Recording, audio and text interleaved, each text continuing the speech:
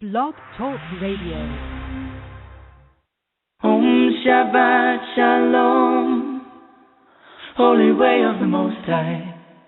Om Shabbat Shalom, I sense your presence. Om Shabbat Shalom, Holy Way of the Most High. Om Shabbat Shalom, I sense your presence. And I am the light within your soul. In the essence of truth and right, love makes the circle whole. And here we stand in line, waiting for some sacred sign.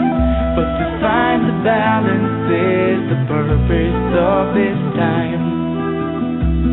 To restore the balance of the universal mind.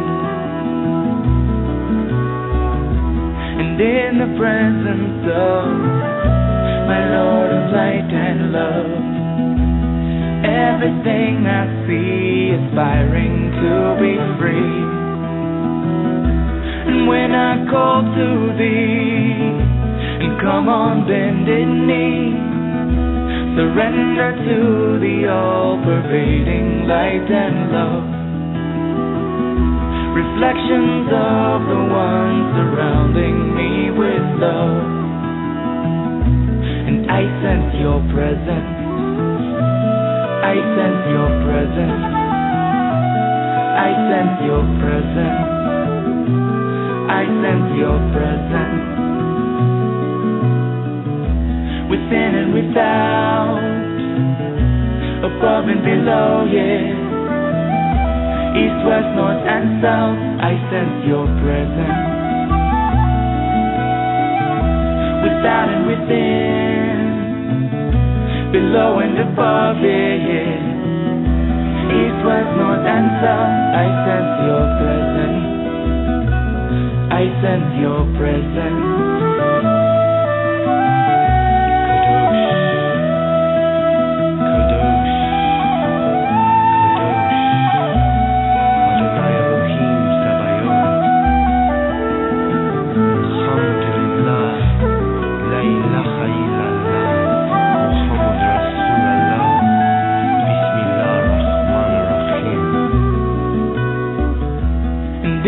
Presence of my Lord of light and love, everything I find in tune with the divine. And here we stand in line, waiting for some sacred sign. But to find the balance is the purpose of this time. To restore the balance of the universal mind. And I am the light within your soul.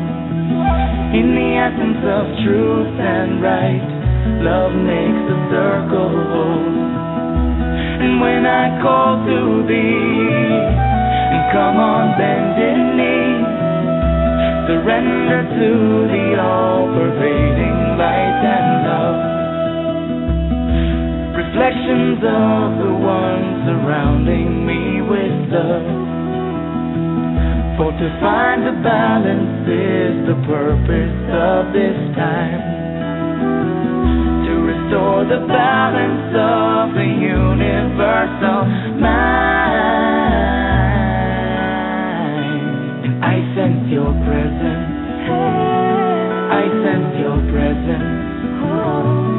I sense your presence. I sense your presence. Om Shabbat Shalom, Holy Way of the Most High. Om Shabbat Shalom, I sense your presence. Om Shabbat Shalom, Holy Way of the Most High. Om Shabbat Shalom, I sense your presence. Om Shabbat Shalom, Holy Way of the Most High. Om Shabbat Shalom, I sense your presence. Shabbat Shalom, holy angel of the Most High. Shabbat Shalom, I sense your presence. I sense your presence. Hi, this is Linda Diefenbach with your first inner transformation tip. Do you sometimes find yourself overwhelmed with all your responsibilities in your life? Practice getting present before and after each task or activity. As you complete each task, pause for a moment before starting the next task. Take a few deep breaths and connect with your body and energy system. This allows you to come into a state of presence, connectedness, and calm while keeping one activity from blurring into the next. Visit www.wellnessinharmony.com to learn how Linda's work can help support you to overcome conscious barriers and begin to make lasting, sustainable change in your life. Register for a private consultation and sign up for our free monthly teleseries, Connections of the Heart. Again, visit www.wellnessinharmony.com. Stay tuned for your next inner transformation tip. Thank you for joining me here tonight on Activating Compassion in the Midnight Hour. My name is Jessie Ann Nichols George, and I'm your hostess this evening. And the music you were listening to there at the beginning of the show is I Sense Your Presence. It's by Shemshai. And I want to extend a welcome, whether you're returning or whether you're joining us for the first time. I know we've got a little bit of both here on the air tonight. And we are now, by the way, streaming live in 3 additional places. We're streaming live through TalkStream Live, StreamFinder, and PEN, which is also known as Para Encounters Network. And I just want to welcome everybody that's listening through those channels as well. And I also appreciate tonight's sponsor, Linda Diefenbach, giving us some great tips here throughout the show. So definitely stay tuned for those, as well as the rest of what we have coming up tonight. Now, here at Activating Compassion in the Midnight Hour, I look at the different ways that compassion exists in our lives, how to remove our blocks, resistances, frustrations, and more. And some weeks I will be discussing different aspects of how compassion is in our life and how it affects our life and the different areas of compassion. And then some weeks I'm doing more exercises and practical implementations. And a lot of times, matter of fact, most of the times I have a guest on the show so that you can learn more about their work and the things that complement and work with compassion as well.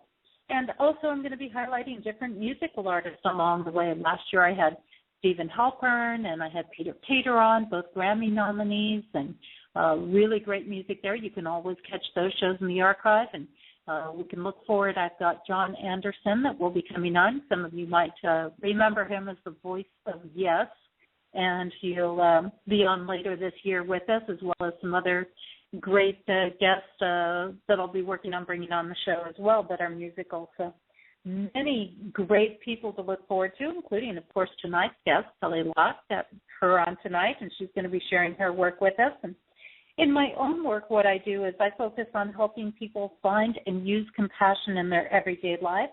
I've created the Genesis Clearing Statement, and if any of you have missed that, you can catch it in our archive. I've authored 4 books, the most recent being You, Me, Life, Dreams, and also the companion workbook to that. And also my first 2 books, Activating Compassion and its companion workbook as well.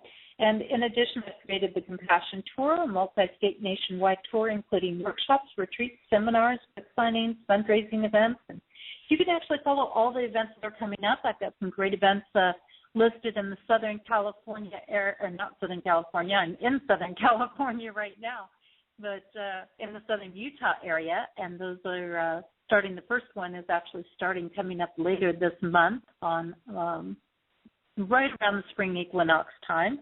So I also want to mention a special thank you out there to Mystic Merchant, who hosted me today, doing a book signing there, and looking forward to some other events that I've got going on as well this weekend. Bridging Heaven and Earth, thank you very much for bringing me in to do a taping with you tomorrow, and Greg Friedman, who is having me on Inner Journey Radio this upcoming Sunday, and then, of course, Romelia, thank you so much for hosting me as well in Monrovia. We're doing a satsang event, so if you're in any of those areas, the satsang event is a donation-only event, so you're welcome to come and enjoy it. It's from 1 to 3. It's in the Monrovia, City of Monrovia Community Center, and you'll find that information on my website with the actual address and things there, so you can look that up. So it's an absolute pleasure to do that. And as I said, I am broadcasting from a beautiful, beautiful, incredible, magical place in Santa Barbara, thanks to Adam Hall, who some of you might have remembered. Adam, he was a guest of mine last year. I think it was around May, and you can catch his stuff. He does some wonderful things with Earth Keepers, and he is working on undeveloping work, so that was a very fascinating show, and you can definitely go back and catch it there. So hopefully I'm coming in clear to you tonight. It's been a very exciting trip and evening, and I'm feeling very, very blessed. And a lot of you know I like to oftentimes bring in the work of Yehuda Berg, and I have to say I'm sorry I don't have that for you tonight because I went off and left that little piece of things in my car, and so we'll be back with Yehuda's messages next week and bring him in, but he deals with taking those big concepts and bringing them into everyday language. So what we'll do is we'll just keep moving along in the show anyways and get you a little insight to get you ready for what our guest has to talk about tonight, because this is the whole very interesting thing. As those of you know, I like to ride with the seasons. I find that very, very important, and tonight's guest is no exception to that. We're going to be bringing her on as we go into spring. We have a lot of allergies and things that come up, and people that start to deal with some of those migraines, and she's going to show us some great remedies for some of these things in talking about her work. So I want to also say thanks to the people out there in the chat room who are here and supporting me as well. Now let's kind of get you prepped up here for our guest tonight and take a look, give you a little something to think about before we bring her on. Have you ever thought you just couldn't keep going because you were feeling rough? Have you ever found that taking a walk clears your head and provides more energy? Have you ever used nature as a means to heal yourself? As allergy season starts to take effect during the upcoming weeks, many people will start to get the foggy brain vibe going on. There may be sniffles, coughs, and feeling a lack of energy as our bodies adapt to the upcoming season. Now, personally, I don't believe that this is all related to seasonal changes. Let's face it, daily habits such as nutrition, exercise, rest, stress levels all play a part here. However, there are many that do well until the seasons change. It is amazing how a small thing like a scratchy throat, stuffed up sinuses, or a headache can stop even the strongest guy in their tracks. And oftentimes these symptoms can leave us dazed or out of it. When these small things come into play, they can have big impacts on not only our body, but also our mind and our spirit. Have you ever tried to concentrate with a headache? For most of us, we just don't, want to do anything. We just want to crawl into bed, forget about the world, and, disappear for a while. It becomes hard to think. And meditation becomes difficult because the throbbing in our heads distracts us. And when your head is spinning, who really feels like going to Zumba or doing other workouts? Kelly Lott is someone who has developed a unique system just for handling such things. And it incorporates the use of nature through cold stone therapy practices. I myself know there is nothing more soothing than using rocks and earth to help me back into connection with spirit. Let's face it. The more disconnected we are, the harder it can be to heal ourselves. But the connection with spirit creates an automatic flow of healing energy. I think of all the remedies that we turn to when our symptoms come up. But oftentimes, looking at what the earth and nature is providing us can also oftentimes give the best solution. Many have claimed wonders by using honey and cinnamon a few weeks at the turning of the seasons to keep from getting sick. Hot lemon water has been used for ages. However, few take the time to simply connect with nature and earth rocks. I don't know, if I could count the number of times that holding stones or rocks in my hand brought an almost immediate balancing of my energy and relief to whatever I was dealing with. Perhaps it just gives the mind something other than the pain to focus on. Perhaps our body is just crying for a pause or a little care and attention. Oftentimes I find when there are physical issues creating these symptoms, that it will also block our energy flow and thus interrupt some of the ability to tap into the peacefulness that we normally can get to. Have you worked with the earth for healing? Are you open to exploring a simple connection instead of pills for getting past your symptoms? Could it be that by holding a pair of rocks, we are not just distracting our mind, but actually receiving treatment based on acupressure or other holistic options? This week, our guest focuses on a component of compassion that is related to the aspect in my book, Loving Self. This reminds us that we need to make certain we are finding healthy ways to take care of ourselves so that we can remain healthy and happy. I'm going to take a short break, and when I return, I'm going to have Kelly Lott with us, and she's going to be sharing her work in cold stone migraine therapy. And the song that I've got for you during our break tonight is called Dia Harmonies. It's by Claire Hedin. And if you'd like to find out more about her or connect with more of her music, you can do so at www.clairehedin.com. And that's for those of you that can't see that at the bottom of our show description, you'll find that as www.clarehedin.com. And we'll be back in just a few minutes. Oh, dear, dear little light, shine forth thy beauty. You came, you went, 'twas brief and rare. We loved you and we love you. So thank you, yes, thank you. We thank you oh so deeply. And thank you, yes, thank you. We thank you for your visit. We know your time with us was brief, but still 'twas time well valued. You have a place in hearts and minds down here on earthly fallows. Your light will shine and dance you will upon the skies of spirit. We learn, we love, we touch, we part, we feel the circle's healing. So thank you, yes, thank you. We thank you oh so deeply. And thank you, yes, thank you. We thank you for your visit. Oh, dear, dear little light, shine forth thy beauty. You came, you went, 'twas brief and rare. We loved you and we love you. So thank you, yes, thank you, dear, sweet in spirit. And thank you, yes, thank you. We thank you for your visit.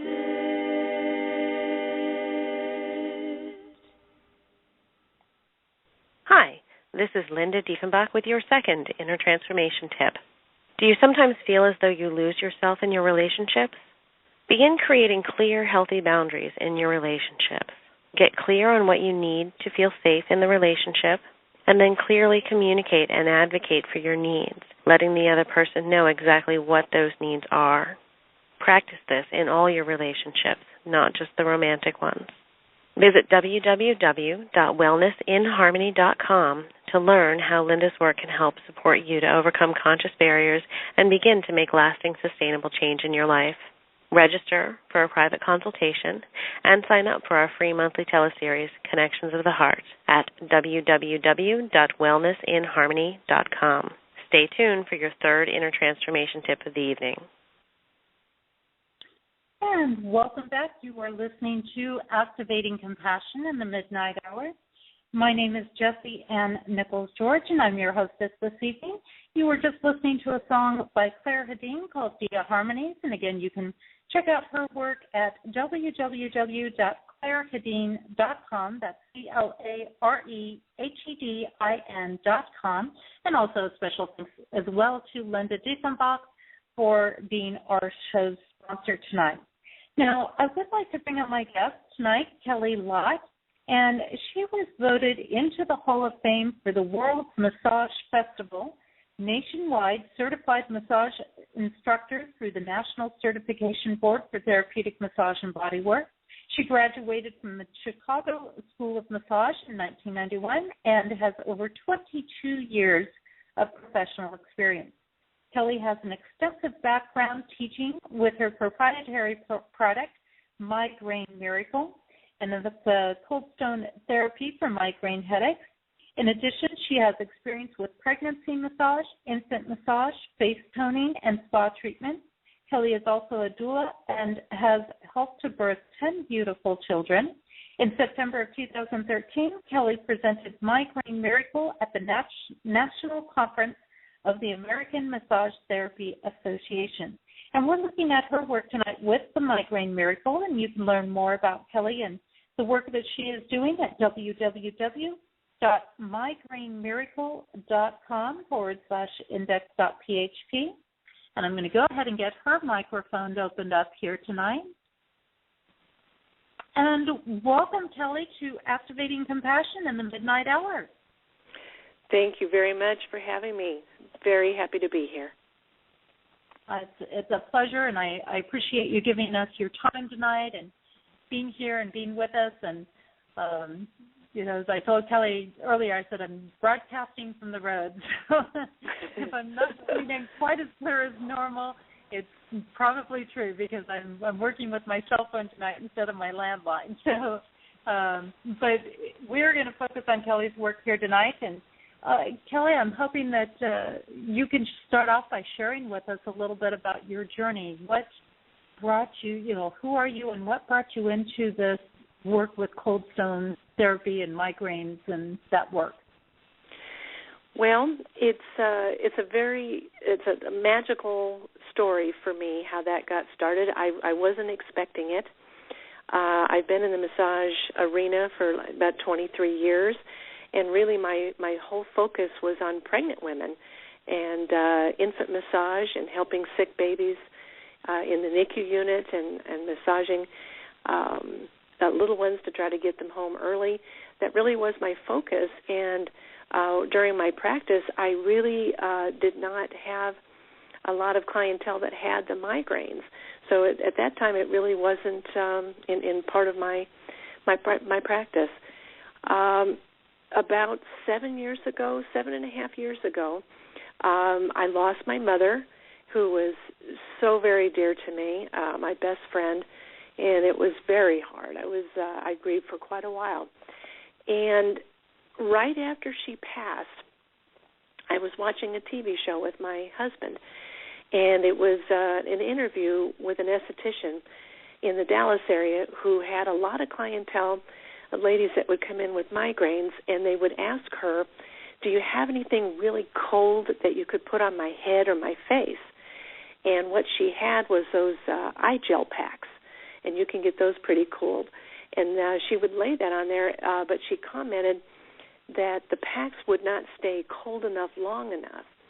And I just remember sitting there and watching, and I said to my husband, I said, I wonder if marble or granite would work well, because I know with marble you can make ice cream on it. It's very, very cold.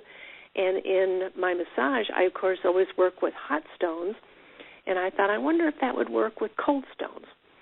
And I just, thought about that, and he said, no, that's an interesting idea. That's a good idea. Well, I really felt my mother so strong after that, I really think she sent me this idea because I never could get it out of my head.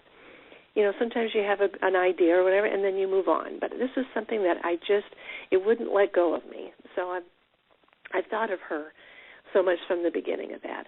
And so I decided to look into this and see if there's anything out there like it, and there wasn't. And the more I thought about it, I really wanted to go into research about migraines. I mean, I've heard of migraines, and I know people who have had migraines, but I've never personally had one. So I went into big-time research and looked up what is a migraine, what does it do, how does it react, who gets them, all that. Well, I was really shocked about how many people have migraines. There's over 50 million people in the United States alone that are documented that go to the doctors with migraines. And it just seems like everybody knows somebody who has migraines. But the cause is what I was looking for, and they still don't know why people have migraines, but they know what gives migraines, the triggers. So I just got really interested in the subject and really dove in and found out what I could. And then I thought, well, because of what I know with the cold marble, and I know that the blood vessels in your body and your head, your neck, and in your brain, they swell during a migraine, I thought if I could lay natural marble stones strategically at different places, that would help with that pounding pain. And I found out that the stones would need to be pure, not polished, and they needed to be 36 degrees cold.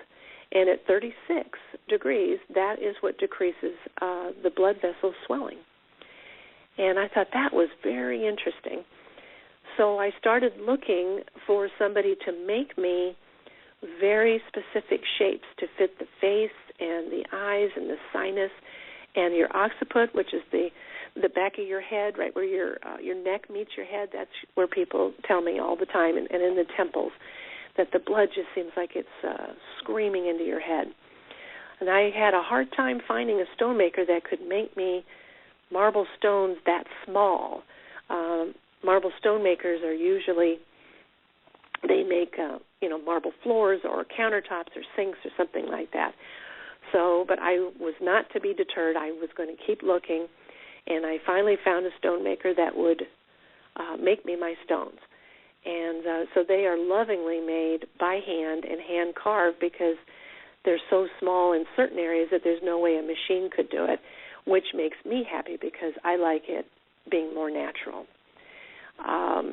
So that got started there, and then I met a certified aromatherapist, and I told her what I wanted to do, and she said that we could make very specific blends for migraines. And in my research, I found that the top 4 kinds of migraines that people commonly suffer from come from food allergies, environmental agitation, stress, anxiety, and caffeine addiction, and hormonal imbalance. And that's not to say that's all the reasons that people get migraines, but they seem to be very common when I have done my research. So my aromatherapist made blends for me, completely natural and made with jojoba oil, to help with the specific migraines. And if your audience knows about aromatherapy and essential oils, that our strongest sense is our sense of smell. Like if you're walking by and somebody's making fresh bread or fresh cookies or something like that, and you smell that, and your brain immediately says, "Oh, I love that. I need a cookie right now." That's aromatherapy. And if you breathe in the right aromatherapy, that calms you, that calms the brain, it brings you into balance. So I thought if I combined those two, that once you breathe in the aromatherapy, the right one, and your body will know which one that it wants, the one that when you smell each blend, the one that brings you the most comfort. That's the way your body telling you, I need this. If you don't care for the smell, then your body says, no, I don't need that. So I start off with that. I start off with like a pressure point massage and just releasing certain areas of the head, just trying to calm. And then we breathe the aromatherapy, which starts to calm the brain. It'll actually change the physiology of your headache. So within seconds to minutes, you're already feeling calmer. And then after that, we add the cold stones, which I keep at 36 degrees, and I apply that to the areas of the face and the head, and that starts to shrink down the blood vessels and calms that down. And the two of them together, that would take care of you neurologically and physiologically, and it brings you calm. And this was my theory, and I really wanted to see if it would work. And I started going out there and talking with migraineurs and saying, can I try this on you and let me know what you think? When you feel a migraine coming on, let's get together and I'll try this. And it worked. And it was absolutely the most astonishing thing. An idea, like I said, that came to my head and it wouldn't let go. And I've been developing it for the last 7 years, better and better and better, and listening to more and more migraineurs. And I've developed a really nice treatment that has helped a lot of people. A lot of people. Well, and that's interesting because you bring a perspective that we don't normally see when people are going into things like that, which is you're coming from a place of not having the experience for what you're creating for. Whereas a lot of people go into something, for example, because they had an issue or a challenge in their life and they found a solution to that and then brought it forward. So this is actually, I think, a great learning thing for people to realize how you can actually go about doing something even if you don't have that direct experience there. I was surprised at myself, to be honest. I think I really had a lot of guidance, and I couldn't let it go, and I think there is a big reason for it. I don't question it anymore. I just accept it, and I have had the most amazing results from people that are coming to me and giving me testimonials, and people that have had migraines for 15 years and don't have them anymore. And the trick is, which has been a good challenge for me, is to try to figure out why people have migraines, and then why are there people that don't have migraines. I think there is a genetics thing to it. I've met many women. We are about 3 to 1. Women get migraines over men. And a lot of women have it all in the family, from the great-grandmother all the way down to the great-granddaughters. And so I feel like it's a genetic. And then there are some families that it skips a generation, and I think that has to do with who you marry and have children with, and you bring in somebody else with that. If you marry someone that there is, I call it the migraine gene, but I made that up. But anyway, if they have it, then their children seem to have it. But every time I try to nail it down, because I'm one of those kind of people, I'd say, aha, okay, this is it. Then I would be wrong, because everybody suffers with their migraines differently. It's very individualistic. So I keep learning, and it keeps me humble, and I try to go with what people tell me and adapt and try to help them. But the key is if we can figure out why are you getting these migraines, and if we can go back to the food environment, stress and hormones, food allergies is very high on the list, and I think it has a lot to do with how food is processed these days. children are coming up more and more with migraines. And I think, again, it's how the food is processed.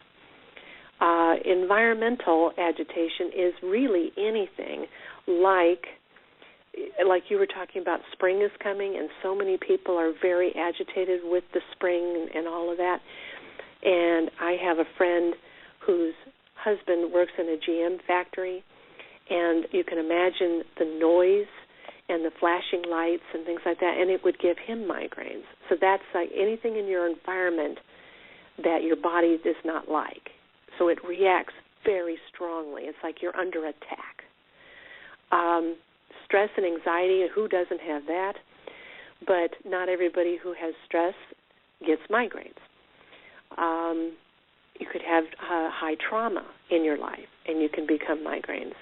Like our men that are coming back from Afghanistan and Iraq with that, a lot of them are coming home with migraines, post-traumatic stress, PTSD, brain damage, things like that, the noise, they suffer. And then hormonally, that's very interesting.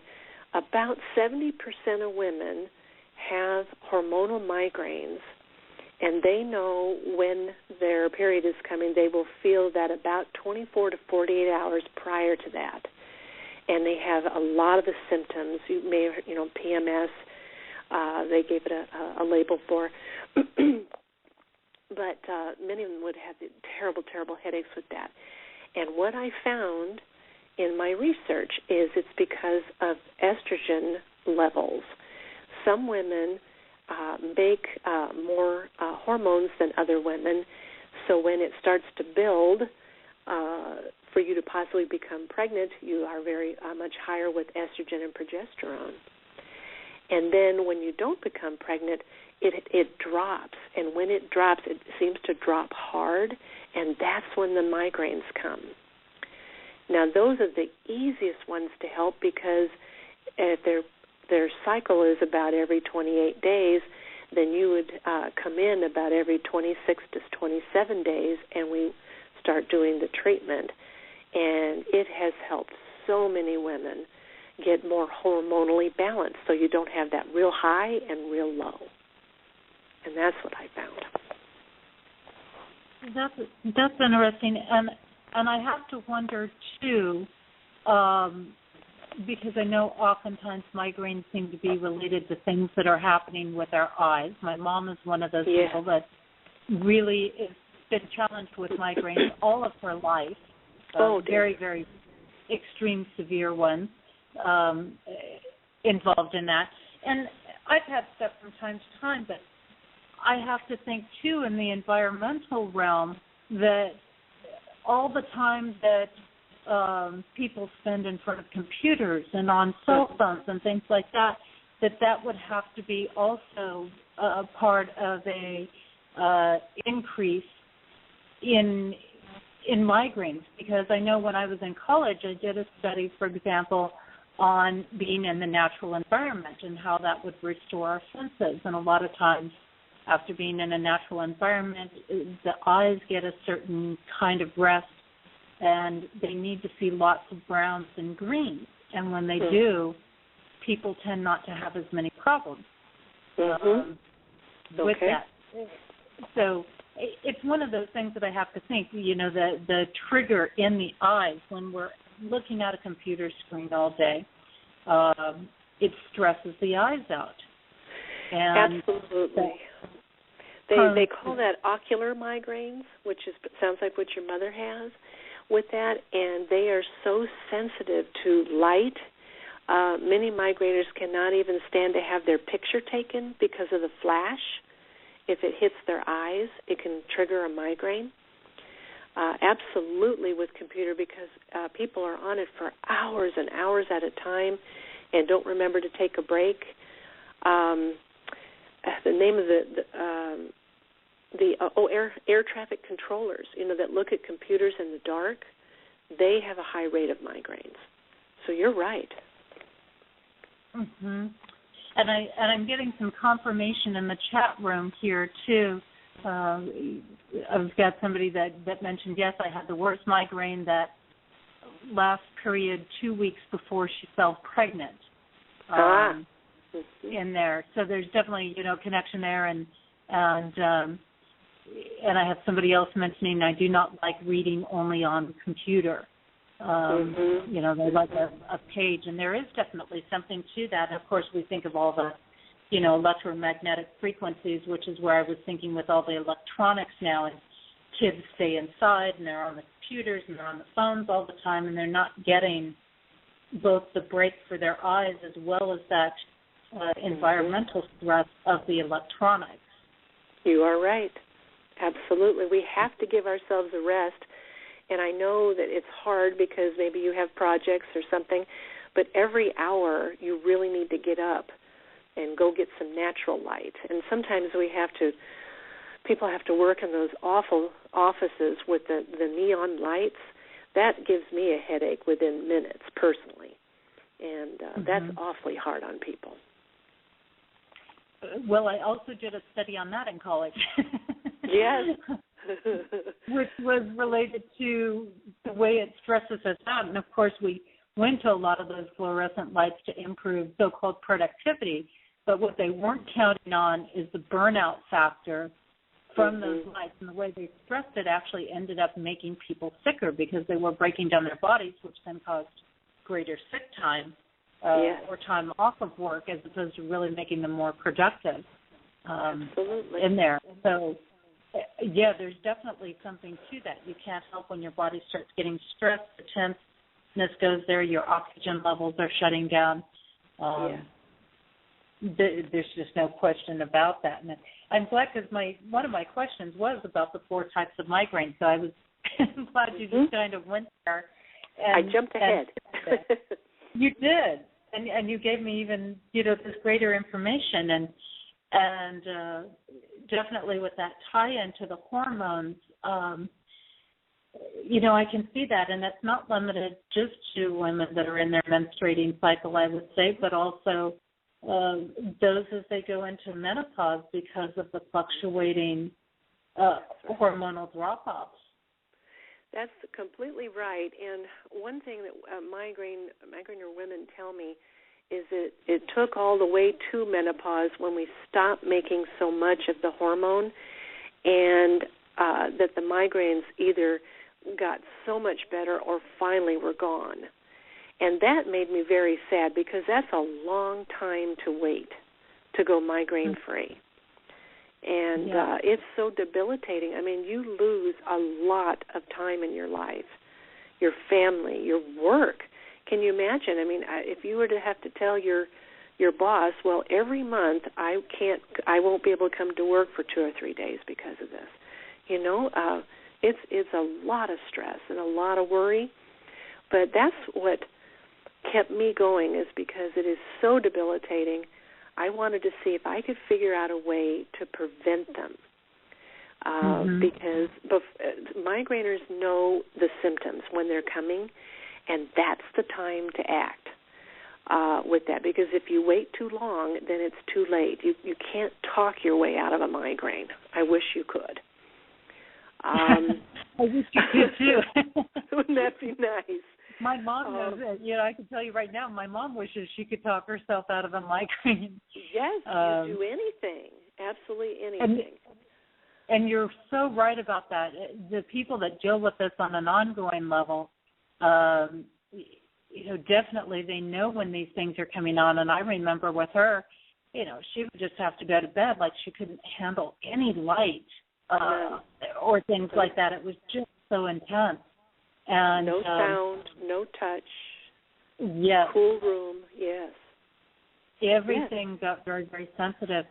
And I wanted to bring you on this time of year because we are getting ready. Well, half of the U.S. is already blooming because they've been warmer than normal, even though the other half has been colder than normal. Yeah. And, we're really going to probably, in a lot of areas, actually get an early blossoming and blooming, and I'm seeing that on some of my trees at home. Things are starting to react as if it's already here, and it's kind of like, geez, we're barely into the first week of March. Yeah. So I feel like this is an important thing because of those seasonal allergies, and of course you mentioned the food allergies, which is big key in all of this as well. We see that definitely as, and that's another one of those things we've talked about it on other shows, though. When we get back to those local, organic, GMO, pesticide-free foods, people tend not to get these aggravations going on. Right. Their body tends to hold a little better with that. So I find it interesting that you chose marble in using this. Now, did you do some sort of extensive research there that said marble is that stone that's going to stay cold out of all the stone possibilities out there? The only thing I can tell you is an idea that came to me to try marble and granite. And I tried granite, but it was too brittle and to make it in the small pieces, so it just was too fragile. And I have been very drawn to marble. I love the feel of marble in my hands. I love the feel of stones in my hands. I was listening to you earlier about that, and it comes from the earth. And I've always felt better. I've been very drawn to obsidian stone, too. I just love the feel of that in my hands. And I just knew that marble was right, and I knew it needed to be porous so it would hold the cold longer. And I don't know. I can't explain it. I just knew it. Well, I find it very interesting because marble, when we look at marble energetically, and there's so many different forms of marble, but marble has a few different things to it. It has a very grounding energy on one hand. It is very purifying and detoxifying energetically, which is fascinating, and it has an energy that brings about harmony and balance. Yes. And of course, anytime we're dealing with pain, things are out of balance, and we need the grounding, even though we're grounding now to the divine as opposed to just the earth. We need that grounding factor to help us out. And I think for some of those people that don't understand migraines, I mean, part of what it equates to is, you've got a whole, it's like something hurts, so your blood is naturally rushing to that area to heal. But instead of getting to that area, it's like having it pinched off so it can't get in there. And so it builds up and it creates more pressure. Yes. In that system, so it creates more pain and things like that. Last week we had somebody on talking about scarring and how we can get these different pains in one area, but the issue might actually be in another area, and that's another reason why I like the fact that you use marble, because a lot of times one thing I learned many years ago is that our sinuses are actually related to our root chakra. And that's another interesting parallel in your work, being that there's a big hormonal relation there. In addition to that, so, we could actually be having something going on in the root chakra that is creating a migraine for us. But by treating that, we can also treat the root. I would agree with that. I think what I have found, my most popular stone I call my half moon, and I had it shaped as a beautiful curve to it that will fit the back of your head, right there where your neck meets your head. And that is everybody's favorite that has migraines. And I love to use that and traction their neck with it. And it puts everybody into what I call a still point, just what you were talking about. It just levels you out. It balances you out. And I have had people tell me they go into such a deep meditation sleep with that. And I think it just finally, it allows you to let go, too, because pain is so debilitating. Sometimes you get so tense till you hold on to the pain. And sometimes they're afraid to let go. But when it does, and they trust that it's okay, it is absolutely fabulous. I call it a reboot. We're like a computer like that. My theory is that whatever it is that's agitating you to the point where your blood vessels are wide open and you feel like you need to run or scream or jump out of your skin, whatever it is, your body does not like it. And if you don't take care of it, it eventually will send you to bed. No light, no sound, no nothing. You need no overload, any sensory overload. And you need to go and do a reboot. And that's when you come through it, then you can function again and go on. But what this is this takes care of it before that, before you have to go to bed and be gone for 2 days. So you do your reboot sooner, if that makes sense. Yes, it definitely does. And it's kind of like, it's almost like learning how to cut yourself off from eating before you overeat. Yes. In a way. Be open to the process. Before you hit that really unpleasant state, stop. Yes, you do. But you do have to be open to the process with it, because if you are a person that's never had massage before or ever heard of aromatherapy, it might sound kind of strange that I'm going to put rocks on your head, and you're going to do what? And I'm going to make them really cold, like 36 degrees. And then here, I want you to smell this vial. That might sound a little strange, especially if you've only had experience with maybe prescription drugs or something like that. So you do have to be more open to a more natural way, and it takes longer than taking a pill, that's for sure. But you need to go lay down and stop and rest. And sometimes, there's a lot of education in this to try to explain it to people. Right.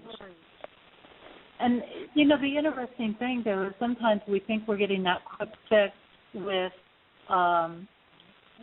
with a pill or something like that. But in reality, it still takes a good 20 to 30 minutes for a lot of those pills to work. And even then, you're still having to stop and, take time out and go rest and sleep. And it's still several hours. So if you can do a process like this, I think in a lot of ways it's actually less time. It is in the long run, because you can get up from this treatment and go back to work. And you're right, there's a lot of drugs that are out there that people cannot function. They shouldn't drive. They don't feel right, in their head. They don't feel like themselves. And you still do check out for a couple of days. Maybe the pain isn't there, but you still don't feel well. And, we're very busy people. We got to keep going. Well, and I would say that there's got to be, there's probably some people out there that are questioning some things as well, saying, well, isn't this kind of a quick fix thing? Like, aren't we just treating the symptom instead of really looking at the root cause? Yes and yes. This is meant to help prevent it, but we do need to figure out why you're doing this, and that's why my aromatherapy comes in to help me, because I have many people that say, I have no idea why I get migraines. Some people are crystal clear why they do, so that's easy for me. But if they don't know, then I have them start breathing from each blend one at a time, very slowly. And I don't tell them which one it is. I don't try to suggest. I don't do any of that. So I let them breathe, and the one that they find the most comfort in, the one that they take big, deep breaths with, I can tell right away.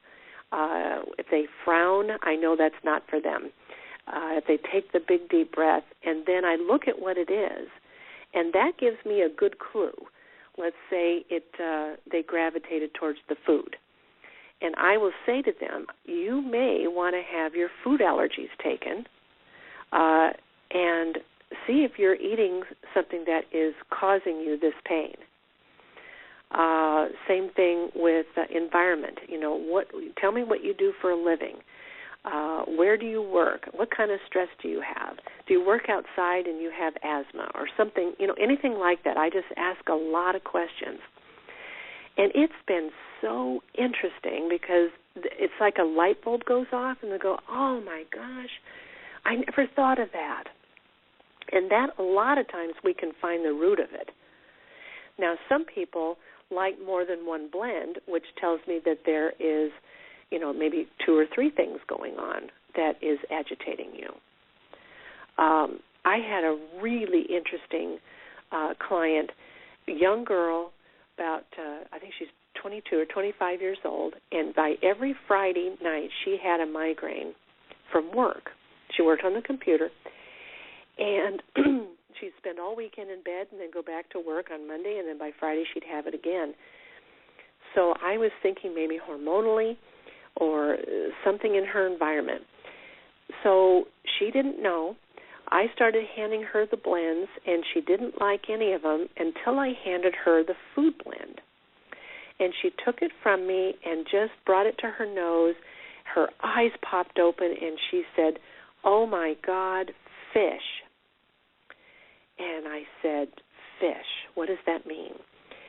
Well, her desk was right outside the break room, and on Fridays people would go in and would reheat or cook fish.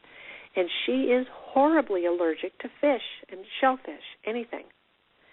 So she would smell this every Friday.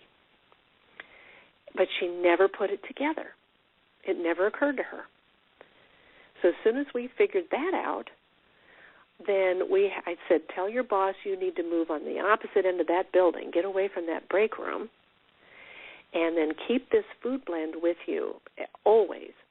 And she would put it on, the aromatherapy, on her pulse points on her wrist, and she'd put it above her lip so she was constantly breathing it in, and this would keep her balanced. But see, who'd have thunk? A fish migraine. Right. Right, exactly. And that's a really huge thing. Our bodies do tend to know, so I'm really glad that you use that approach with people, because I think too often, people say, well, here, you've got to take this oil or work with this scent or things like that. And we never know, I think sometimes, unless you really get to know that client, what might be stressing them, what might be a trigger, what might be, trigger a PTSD episode or something like that. Right. Right. There's some things there, but our body naturally knows what it needs, and it will find it pleasing at that time, just like we find certain sounds pleasing at different points in our life with certain types of music, these types of things. So coming at it from that approach, it's really the body telling you what somebody needs, and that's a wise approach to me, to do that. I thought so, because I didn't want people to think that I would presume what it is that you're doing. I take all the information in, and I can give it a good guess, but I always have the blends tell the story. And I don't look at which one I'm giving them either, and I tell them that. I said, we're both not going to look at this until we can see what you decide, and then we discuss it. And they're usually very surprised with that. But I had a client's child that was so horribly allergic to tomatoes that he would have these mind-blowing migraines where he would hit his head against the wall. He said, it hurts too bad, it hurts too bad. And with children, I always suggest that, please go have the food allergies taken. And it turned out to be tomatoes. Now, of course, there's tomatoes in everything, and this child was addicted to salsa. So he would eat salsa every day and the migraines. But nobody ever figured that out. His pediatrician didn't. Nobody even suggested, why don't we have his food allergies taken? See, those are the things that we don't think about, because I have some allergies with that family. For example, I can't take the sulfa drugs and things. Matter of fact, I'm allergic to 3 out of 4 of the antibiotic families. Right. Okay. They never enjoy having to give me something, if I have to go that route. But fortunately, I haven't needed anything in many years. But it's those little things where we don't think about what could be related to that particular type of tomato. We're thinking, well, aren't tomatoes healthy? They're vegetables, Right. But we don't realize that there's some of those components in it that lead us to those points. And so, it is a humongously powerful realization. And of course, for a lot of people, getting to that point, coming in somewhere where they can get that temporary relief from the cold stones while they're figuring out the rest of it. Your process helping people identify, okay, because one time it could be food allergies and another time it could be stress-related things. Absolutely. If you knew how many people are addicted to caffeine, I was pretty shocked about that. And that is what maintains people's migraines. Because I have people tell me, Kelly, when I feel it coming on, I will just go drink a Coke and it's gone. And I'll say, okay, I get that, but let me tell you what's happening. Caffeine is a muscle constrictor, so you will get that kind of a placebo. It will help to constrict the blood vessels, and you will get that relief.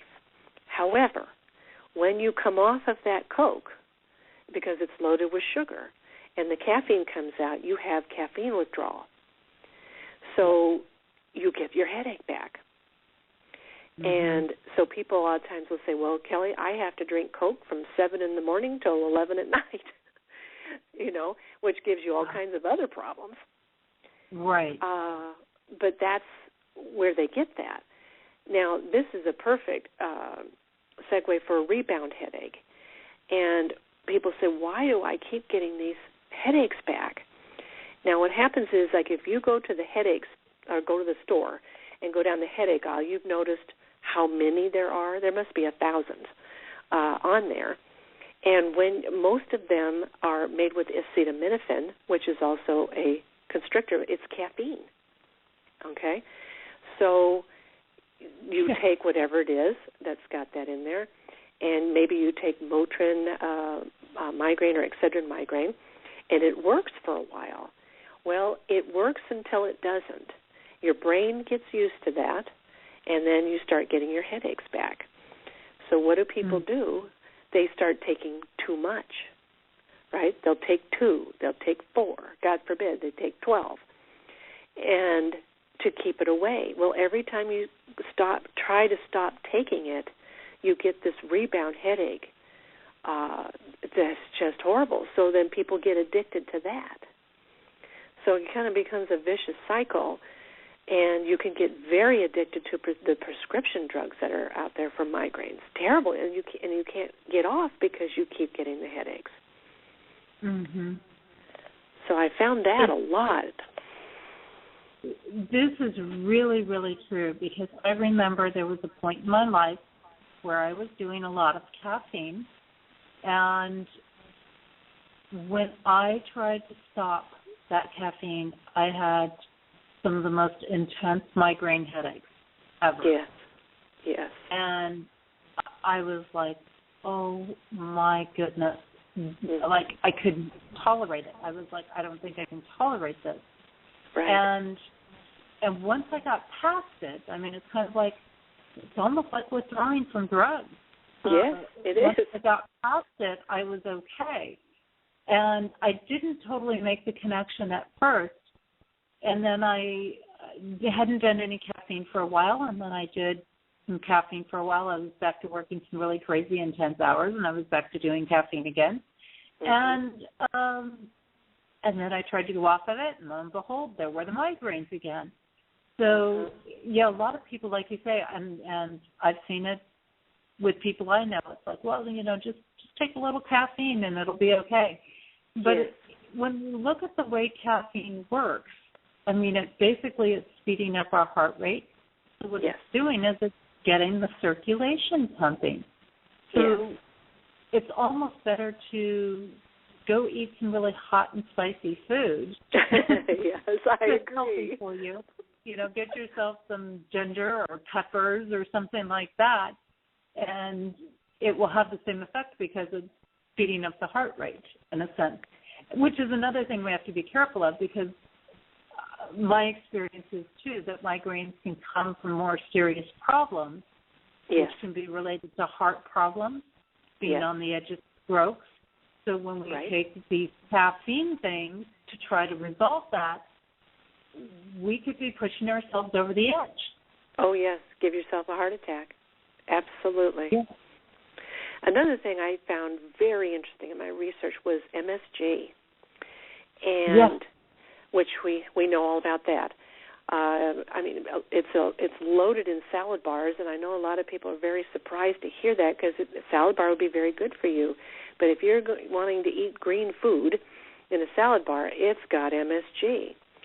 And what I found is migraineurs are loaded with MSG. What we have is glutamate that's in our brain, and I don't know why. I'm assuming it's genetics, but migraineurs have too much glutamate. And so that is what excites the brain. So if you have something that you already naturally have your brain overexcited, and then you were to eat MSG, can you imagine what that does? And I have so many in the town. I went to an Asian buffet, which has a lot of MSG, or salad bar, and it was a mind-blowing migraine.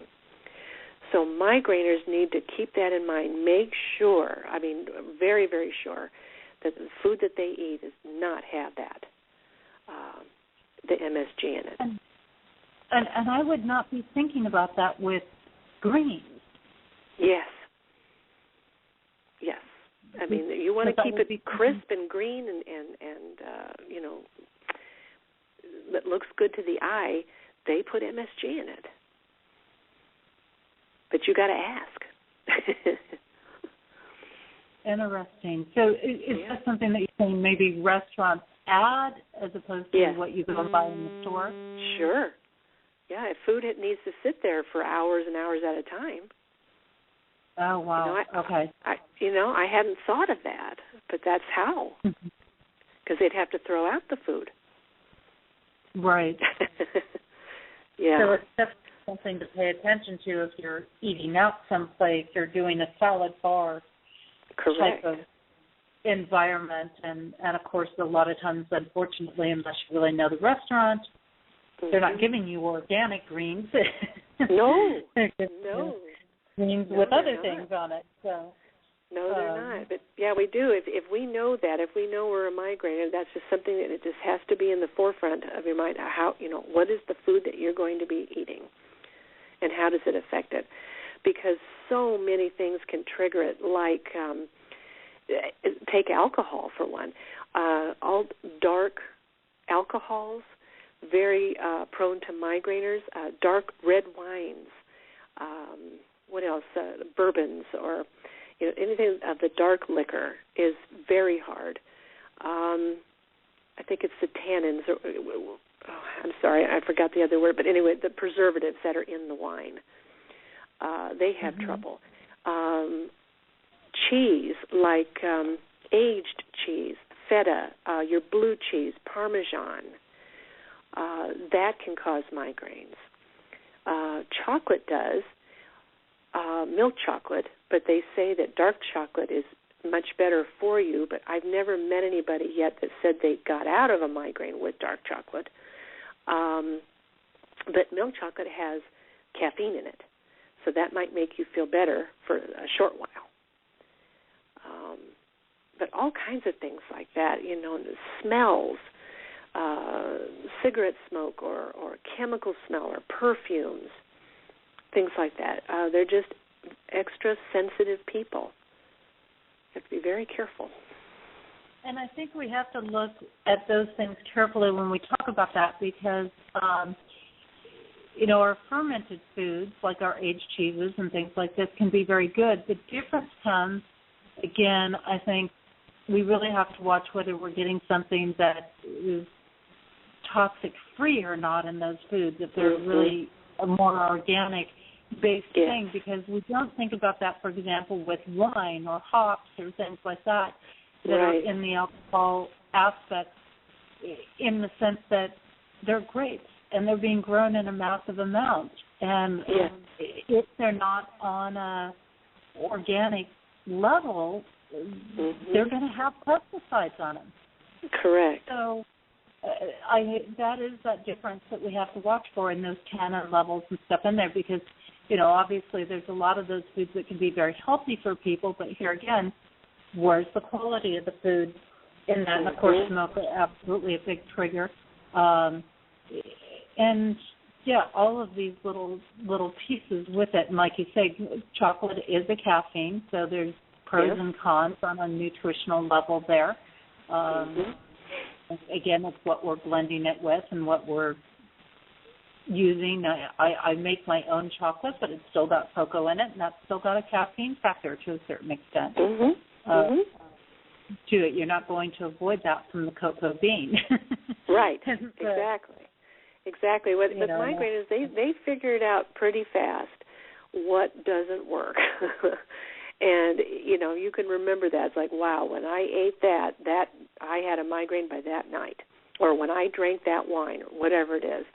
And maybe you really enjoy your red wine, but you probably have to research that and go find somebody that makes wine with that organically and experiment it. But if you ask a migrainer to experiment knowing that they may get a migraine later, that's very difficult. So they usually have to walk away from something that they really enjoy. And I have somebody mention in the chat room, one person mentioned the sulfites, which is in the red wine. That was the word I was looking for. Thank you. And somebody else mentioned that they take L-glutamine as a supplement, so they're finding this very interesting. And this is another part of the balance where, we look at it and we say, okay, the fermented foods and stuff can be very, very good.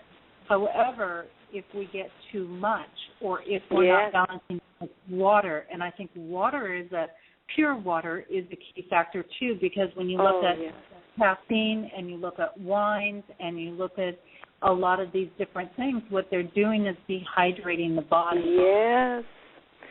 That is such a good point. I can't tell you how many migraineurs I've talked to and I ask them, how much water do you drink per day? And it's almost none, or they say, well, I drink tea, and that's a lot of water, but it's all caffeine. I drink juice. Yeah. And they go to bed with a dehydrated brain. And they wake up in the morning with these migraines. Another interesting thing, when I talk with people, if they tell me that they wake up with migraines, I ask them three things. One is, do they know if they grind their teeth? A lot of migraineurs grind with that, and you may not know that if you sleep alone, but sometimes you can feel it. Your jaws are tight or your teeth hurt. And I ask them about their water intake. Do you drink water before you go to bed? Now, I think everybody should have a glass of water on their nightstand every night, because if you wake up, like me, I wake up 2 or 3 times, you need to take a couple sips of water. Now, the other thing is I noticed that a lot of people are very low on serotonin, which is our sleep hormone, and if you're really low on that and dehydrated, you can and often will wake up with a migraine. And what I have suggested with people is to take a melatonin, 1 or 2 melatonin at night. And that has really helped a lot of my migraineurs and increasing that water. And no caffeine. They do that. None of that late night caffeine. They do that at night, at 10 o'clock at night. They're drinking a couple Cokes. And I'm like, what? How do you sleep? I'm one of those people, I could put caffeine in me and be asleep in 5 minutes. So wow. Not me. It doesn't. it doesn't affect me in that sense, but you still get that dehydration factor, and people that are at higher altitude tend to dehydrate more. Yeah. Those sorts of things. I also have seen somebody saying honey is good for that as well. So honey late at night or something can help with some of those things. But the serotonin is an interesting factor too. The environment that people are living in. For example, I've been spending the last few days on the coastal region of California, and the closer to the coastal regions you are, the less you tend to dehydrate, and that can be deceiving in its own right, because there's a lot of people that feel their skin hydrates more. They get that salt air that helps them hydrate, and yet they're not getting the water in them that is behind some things, and they might go, say, to a ski area, and then all of a sudden they're wondering why they're getting these headaches, or they're getting different things. Yes, I agree with that. I do. I agree with that. There's a lot of people who can't fly. They just can't do it. You get about 30% less oxygen in airplanes, and I travel a lot, and I can attest to that. But many just can't do it. They can't go on roller coasters, that extreme, or fast, or anything like riding in cars. If you have a fast peripheral vision, cars are moving quickly, that can cause migraines. It's just not fun at all. It really affects your life. So, tell me, Kelly, how often, you created this great tool, how often do people need to use this, and how long does it take normally when they're working with these migraine stones to have an effect? I mean, most people, when they've got a migraine, they're just usually at that part that hurts and then cope with doing anything, and they're just Yes, to give me anything, please. That's a very good question. Well, it's a very good question because remember when I was saying everybody has a different kind of migraine? Mm-hmm. When I have, let's say, a new client and we try to figure out why, first what we do is we cut it off at the path. That's the first thing we're going to do. And then when we do, then let's work together to see what it is that's bothering you. And maybe my aromatherapy helped us figure that out, but maybe it's a component of each. So what I have them do is to journal and keep, a pad of paper with them at home or in their purse at work. And when you start getting those symptoms, write down exactly what were you just doing. What time of day? Maybe you went too long without food. That's a lot of it with migraineurs. You haven't had water for 12 hours. Very stressful situation. Anything. What did you just eat? And we start journaling, and then we can start working on pinpointing it. Now, at that, what I'd like to have, when I had a client come to me, I would have her come, let's say, 2 or 3 times a week. And whenever these symptoms would come, start coming with that, and we're trying to figure out what it is, we would jump on it right away. And then as we're trying to figure this out, let's say it's a food allergy, whatever it is, and we either stop eating that food or weaning it off or trying to wean off caffeine, because this is not going to work. If you are addicted to caffeine, no matter how many, you could come every day, it's not going to fix the migraines, because you're on this caffeine. That's a lot of it. So I try to do that at least 2 to 3 times a week, and then we start weaning down from there. If it's a hormonal, then we know every 26 days we're going to get together. That's easy. We know what that's about. And maybe stress is a precursor to that too. But I want people to know that they can do this treatment to themselves, because what if it happens at Sunday at 3 in the morning? You can't run to your massage therapist, and you need help yourself. So I am all about self-care, and you could keep your stones in your refrigerator so it's ready at all times, and if it's Sunday at 3 in the morning, you go grab those, and you lay them on your head wherever it hurts, and that gets that pounding to stop. And then you can breathe from your aromatherapy, and you pick the one that you like the most, and you periodically just breathe that in. So it's a hard question to answer. How often? It's until we can figure out what's going on. You know, sometimes we figure it out, and then they don't come back anymore, which is lovely. And I'm glad that you brought up the fact that people can do this to themselves. Oh, yes, I think very that's easy. an important thing, because otherwise people are thinking, well, shoot, Kelly, I'm never going to be able to take advantage of this. Well, yeah, you have to have a massage therapist that is standing there ready with no clients. You know, come now. And that's definitely possible. Being able to take care of this yourself is a huge thing, and a big thing with that aspect, like you say, keeping it ready to go. Have you noticed with your clients and what you work with people, is there kind of a window of when the migraine kicks in from the trigger? Is it normally something that's happened within the last 3 hours or the last 24 hours? Or that's another good question. I've had anywhere from within 4 hours to within 3 days. But my theory is act now. Okay, when the symptoms are coming, act now.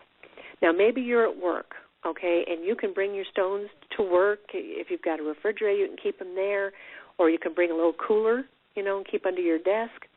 And you can keep working, and you can grab a stone and put it on your forehead or behind your head just to get that to calm down. And you can grab your aromatherapy and put it on your pulse points on your wrist or above your lip, and you can just periodically breathe, you know, from your wrist, and you can kind of thwart it, you know, and hopefully you don't have to go home. Because many people just say, I can't see. A lot of people can't see out of one eye, you know, and that's very dangerous to go driving with that. So we try to, you know, act as soon as possible. And they know. I mean, they usually, you know, after knowing how many years they've had this, you know, within 6 to 12 hours, you're in bed. You're done. You know, throwing up, and like your mom, you know, no light, no sound. Yes. Yeah, and unfortunately it's something that she's dealt with most of her life, and I think there's... Oh, I'm sorry to hear that.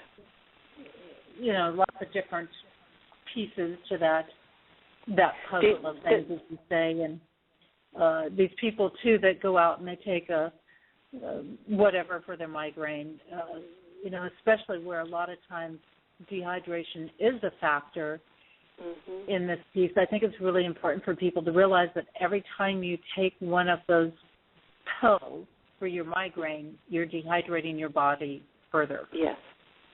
Yes. And you're putting more vicious toxins cycle in your system. So if you're got a migraine because you've got toxins in the system and you're dehydrated, taking that pill is only going to aggravate it.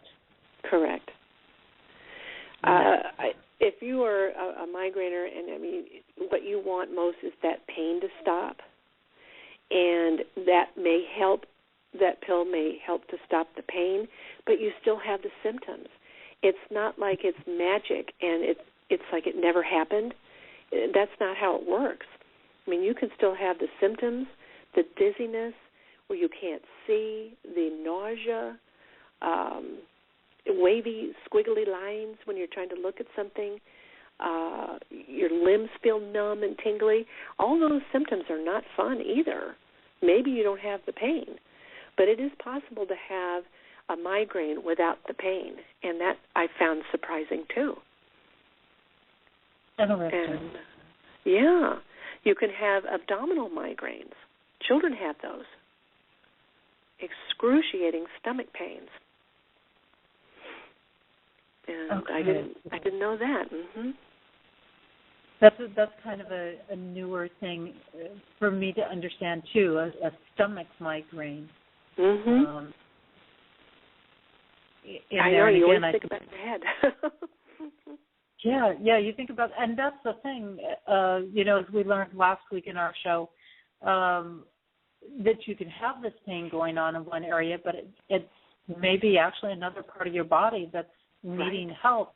And this is particularly, we see this with the food allergies and things like that, where there's something happening in your digestive system, but you're feeling it as a migraine.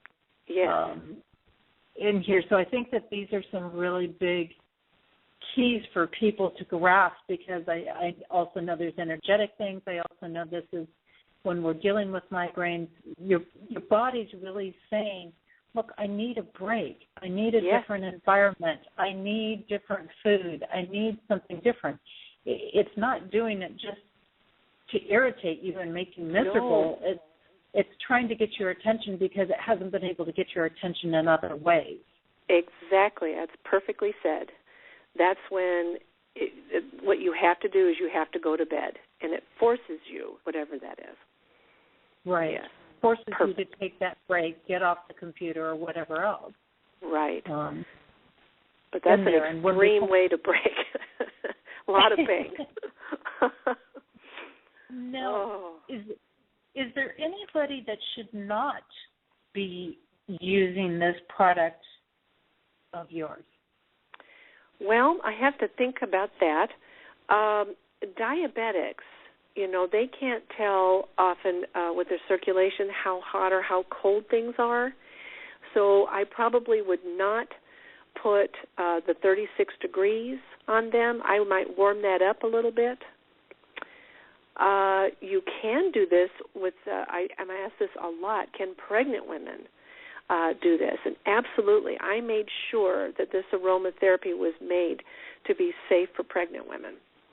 However, I have found that when women become pregnant, they become hormonally balanced, and often their migraines go away, and then they come back after the baby is born with that. But sometimes what I like to do is, on my pregnant ladies, is I don't apply it to their face with that. I just hand them the vial, and I just tell them, breathe in as you wish. And your body will tell you, okay, take another sniff. And that works beautifully. You can do this on children, but I would not put 36 degrees on children. I would say probably 12 and under. But I can, warm them up in my hands a little bit. But they get great relief from that. Somebody who is quite ill, if they're on a lot of medications, even though aromatherapy is pure and natural, it's still made with, plants, which is medicinal.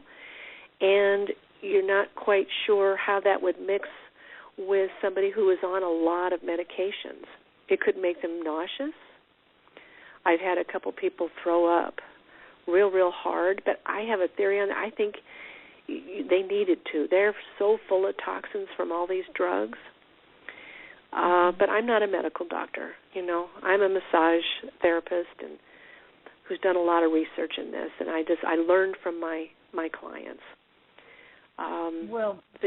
You bring up a good point in the fact that sometimes when we do talks, we go through some of these unpleasant things when our body's working on getting rid of something, but we definitely need to differentiate there, and we need to pull it back and moderate it. And with the oils, it is important that they're a pure oil as opposed to a perfume. So even if somebody said, she's using this and this to create this blend, you can't just go out and buy the perfume things and create your own. No, and that's a good point, too, because mine are made purely and naturally, and when people order them, I don't have them sitting on a shelf for, a year and a half with that. It's so important.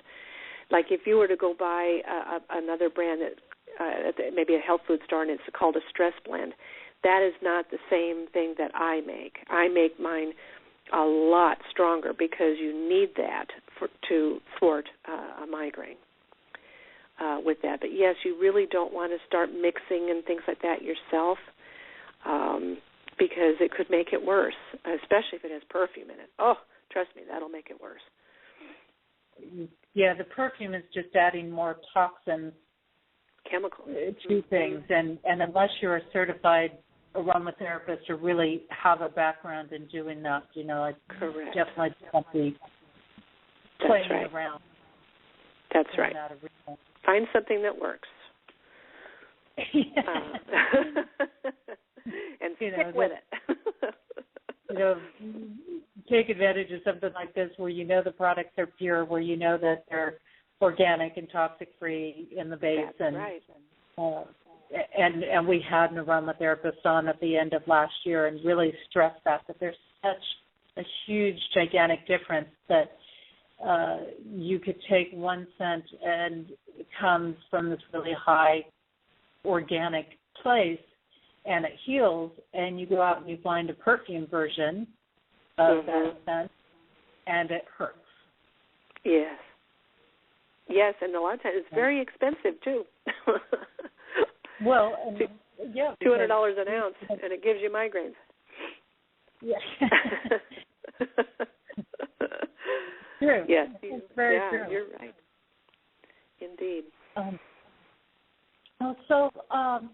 Now, Kelly, what do people learn? For example, you do some workshops for this, and what do they learn when they go and take a workshop from you? And do they need to attend more than one to learn how to do this, or? No, I teach massage therapists all around the country. In fact, a week from today, I'll be in Denver, hoping the weather will let me get in. But I'm going to be teaching massage therapists there, and then Chicago and Minnesota and Virginia. So I go to many, many places, and I'm trying to teach as many people as I can. It's usually a 4 to 6 hour workshop, and I talk to them for a good couple hours about my theory, of migraines. And many of my therapists are migraineurs and or have a lot of clients who are migraineurs, so they're very interested in the subject. And because if you're like me, I want to find out why. Okay, yes, we cut this one off, but why, So I talk about that, and then I demonstrate the treatment, and then they get to practice with each other. They would give and receive, because I think that's very important, the hands-on with it, so you can really feel the marble and feel the aromatherapy so that they can talk to their clients and let them know that they offer this.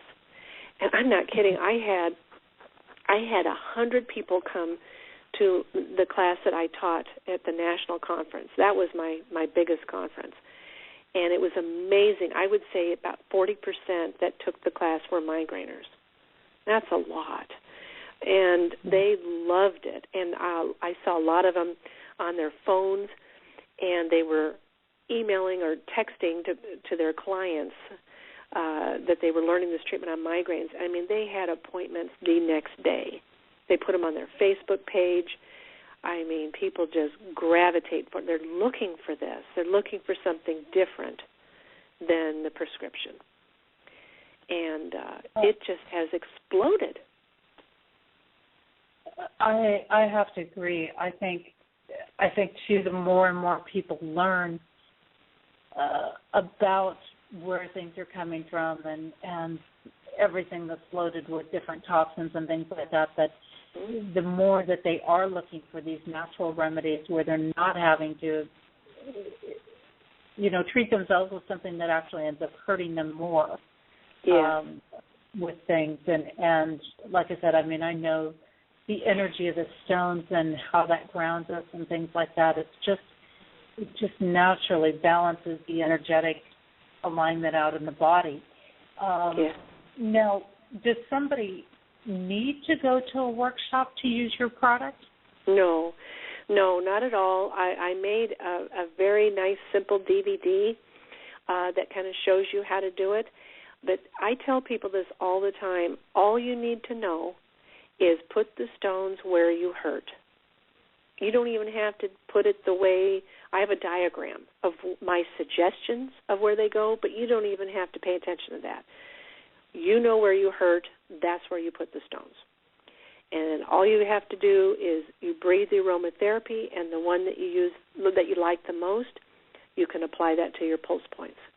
I mean, it is that simple with that. But I like to teach massage therapists how to help people figure out why, which is a good reason to take the workshop.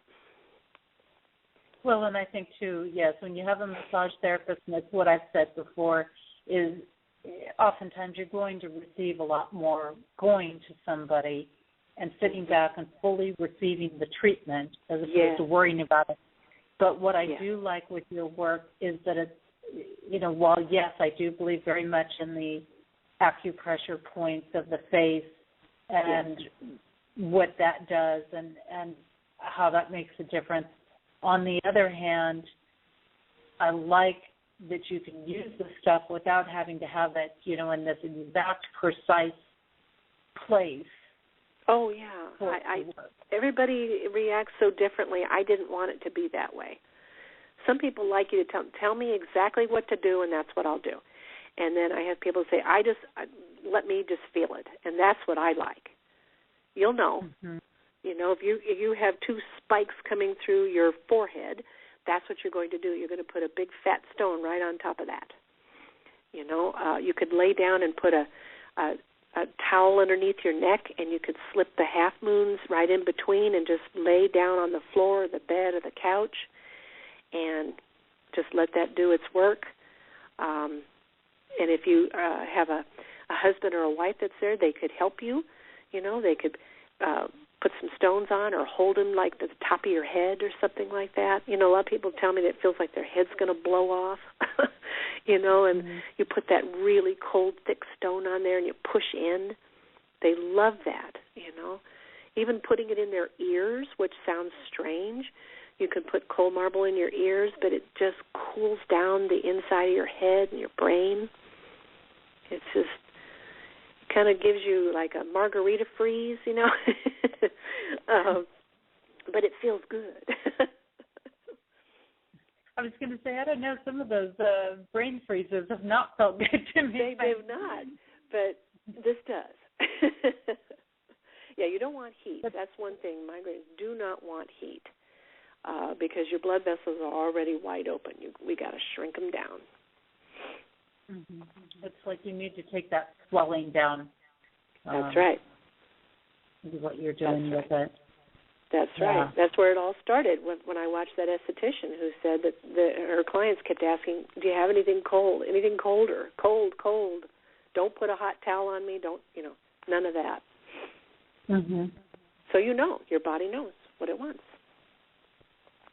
Absolutely. Kelly, give us an idea. What do you have coming up in the way of events? How can people reach you? What have you got coming up? And tell them where they can go get this product of yours. Okay. Well, I am really excited to tell you I'm going to be on the Discovery Health Channel. I don't know if you've heard of Ed Begley. He has a show called He has a show called Innovations, and he's like the king of guru and green, natural. And they came to me and invited me to be on his show, and I'm just over the moon excited. They're coming next month to film me, and the show will be coming on this June. I just haven't received the date yet. So if you have a Discovery Health Channel and check out the Ed Begley show, I will be on there. I think that'll be really nice because then I can let a lot of people know about self-care and how to take care of that. So that's my biggest thing going on. But anybody can reach me at migrainemiracle.com, and I have a whole page of testimonials, some amazing stories. Please, I welcome you to take a look at those. I collect them all the time. I always ask people to let me know how they're doing with that, and I'd love to, if you want to talk to me, you can always email me and I have an 800 number, and I talk to a lot of people that they want me to just listen and see if we can figure out together why they're doing it and what some suggestions are. I'm always open to that. Just to have somebody listen to you, because not everybody understands migraines. If you've never had one, somebody might say, well, take an aspirin, get over it. And they're like, are you kidding? I wish. They just don't understand that this is, take a headache times 1,000. And I understand. So I welcome anybody to contact me. I'd be happy to talk to you. That's really good to know, and absolutely, I say go on and check out Kelly's product here, because we don't have to sit there and just deal with this pain anymore.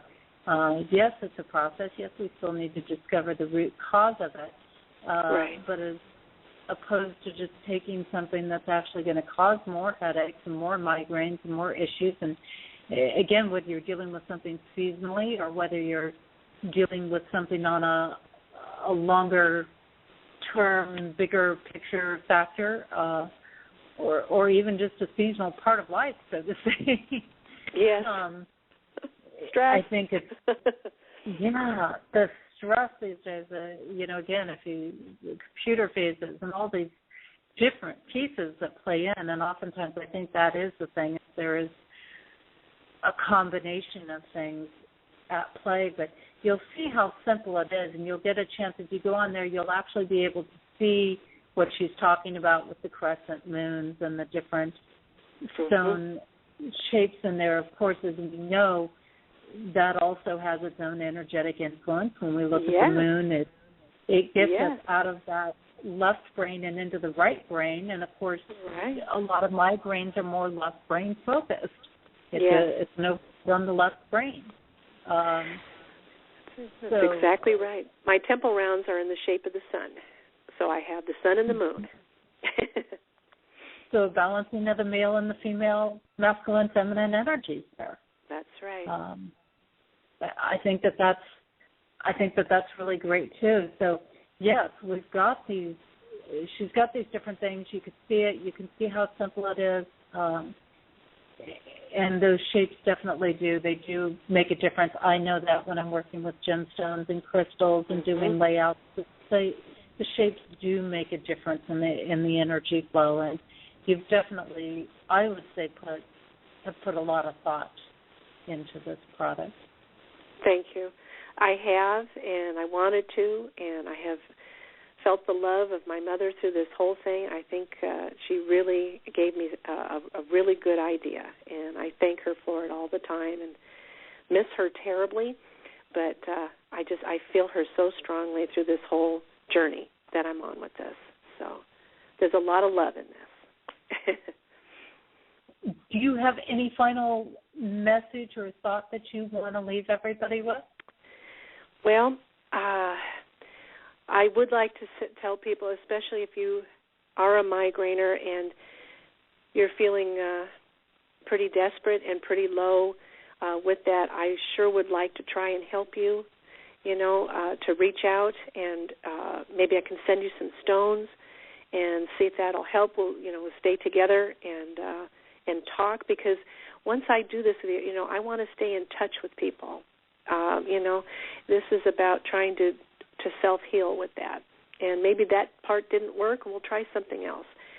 So I think that's why I got into massage, because we like to help people. And this is the journey that I'm on right now, and I'm in it 110%. And I just want people to know that, and I'd like to help you.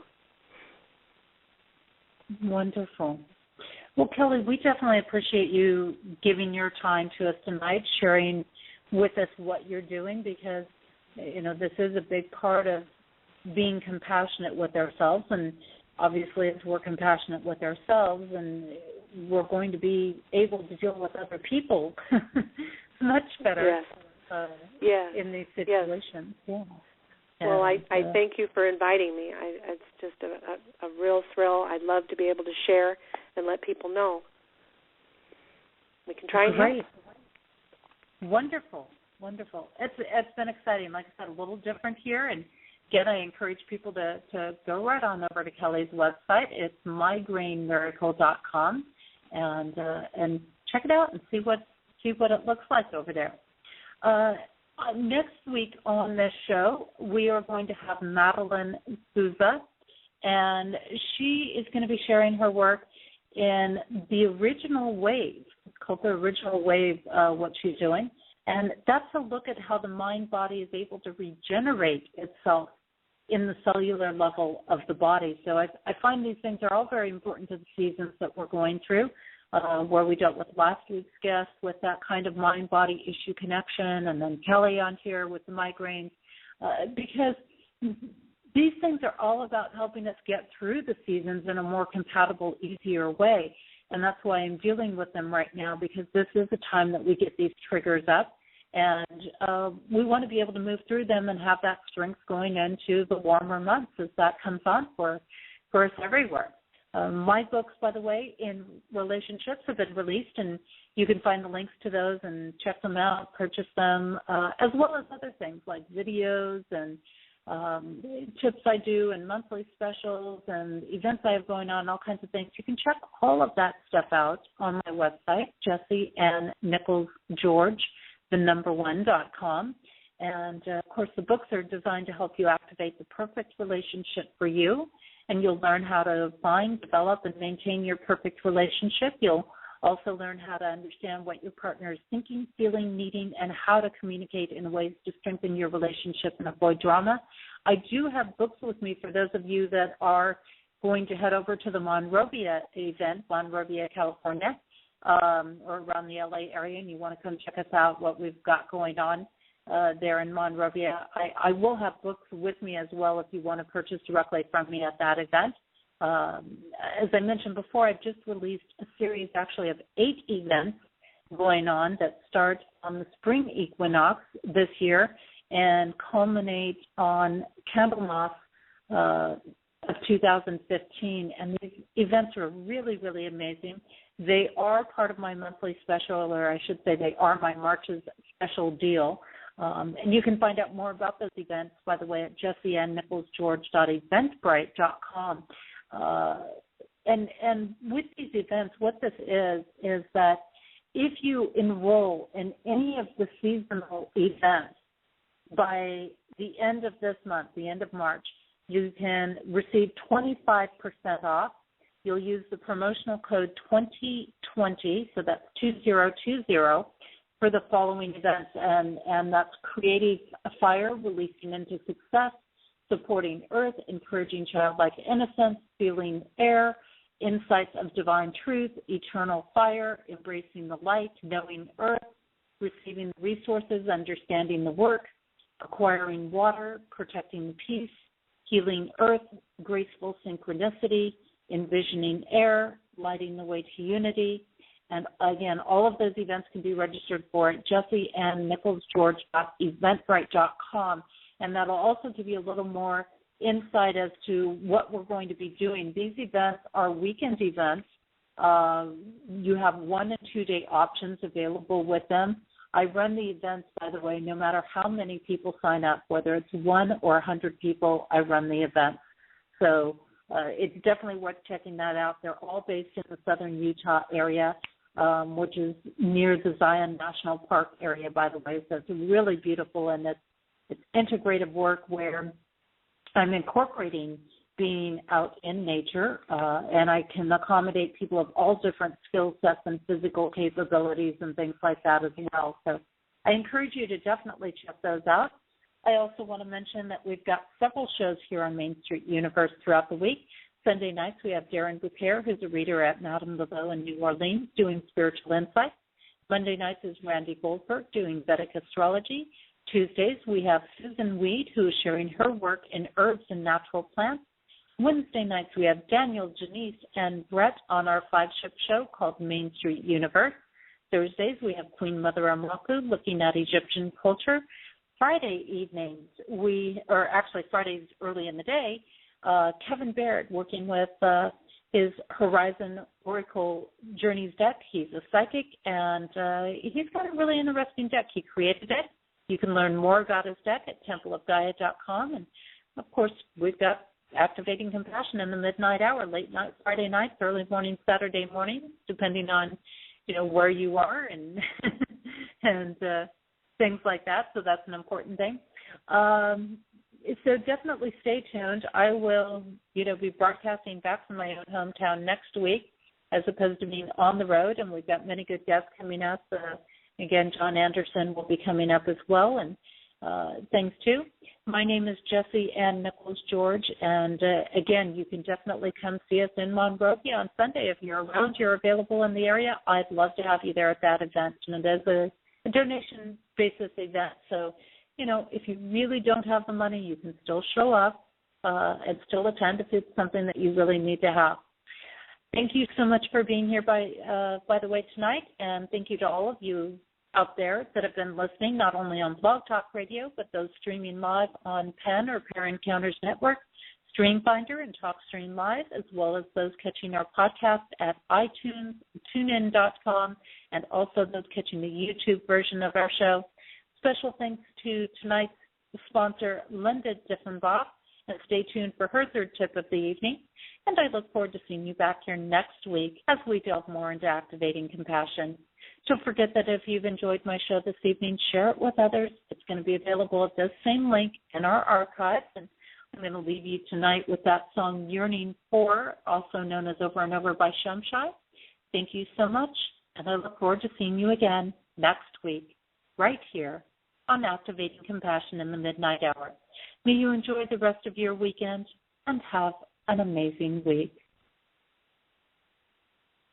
Hi, this is Linda Diefenbach with your third Inner Transformation Tip of the evening. Do you often find yourself feeling overwhelmed and anxious? Start making time each day to do at least one thing that is fully and completely for you, to nourish you and recharge your engine. You are important and you deserve to be a top priority in your life. You already know this. Now is the time to take action. Are you ready to transform your life? Visit www.wellnessinharmony.com to learn how Linda's work can help support you to overcome conscious barriers and begin to make lasting, sustainable change in your life. You can register for a private consultation and sign up for our free monthly teleseries, Connections of the Heart. Visit www.wellnessinharmony.com for more information. Wish you all a blessed evening.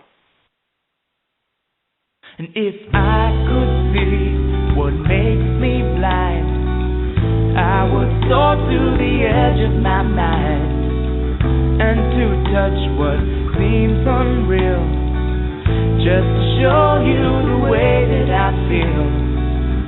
And we are in time with time, one with the season of change inside. And we are in tune with the tune, caught in a balance of sun and moon.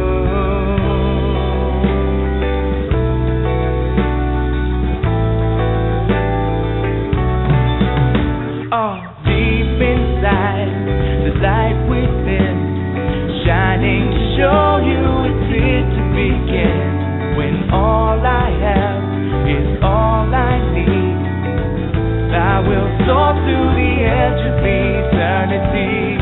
And we see it eye to eye, one within love to be for the divine. And we're walking hand in hand, caught in the balance of God and man.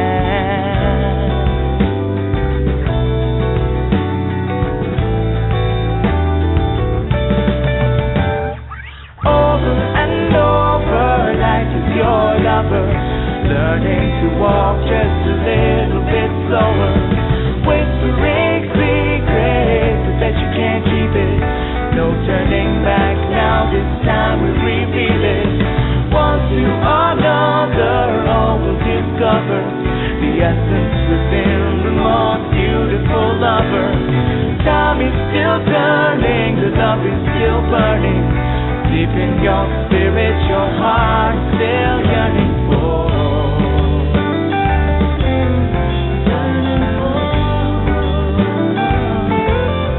Yearning for.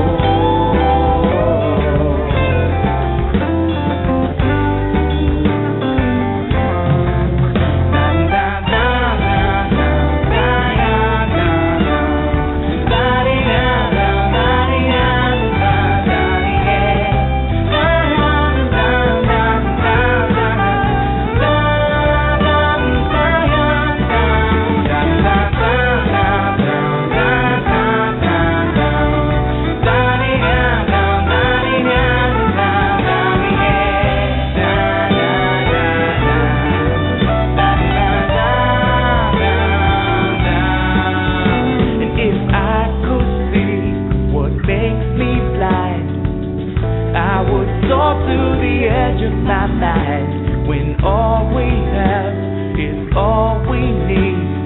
All that we ask for shall be received. And we see in eye to eye, one within love to be for the divine. And we're walking hand in hand, caught in the balance of God and man. And we are in time with time, one with the season of change inside. And we are in tune with the tune of life in the circle and love in bloom. Over and over, life is your lover, learning to walk just a little bit slower, whispering secrets, I bet you can't keep it. No turning back now, this time we reveal it. One to another, all will discover the essence within the most beautiful lover. Time is still turning, the love is still burning. Deep in your spirit, your heart is still yearning for. Over and over, life is your lover.